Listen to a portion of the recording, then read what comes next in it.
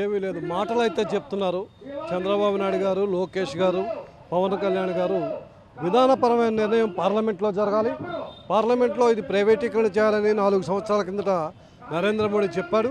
కానీ ఒక అడుగు ముందుకు వెళ్ళకపోవడానికి కారణం ఏంటంటే రాష్ట్ర వ్యాప్తంగా తెలుగు వారందరూ ఉమ్మడి రాష్ట్రం తెలంగాణలో కూడా కొంత వ్యతిరేకత వచ్చింది.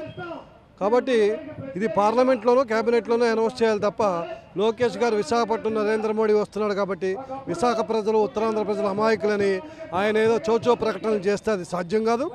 మీ ప్రకటనలకు భిన్నంగా ఇవాళ విశాఖపట్నం స్టీల్ ప్లాంట్లో కార్యక్రమాలు నిర్వహిస్తున్నారు.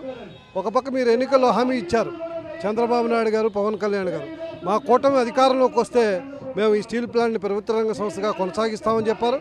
అదేవిధంగా నరేంద్ర మోడీ గారు ఏ రాష్ట్రంలోనైనా డబుల్ ఇంజిన్ ప్రభుత్వం ఉండాలని చెప్పారు. ఇప్పుడు ఇక్కడ త్రిపుల్ ఇంజిన్ ప్రభుత్వం ఉంది.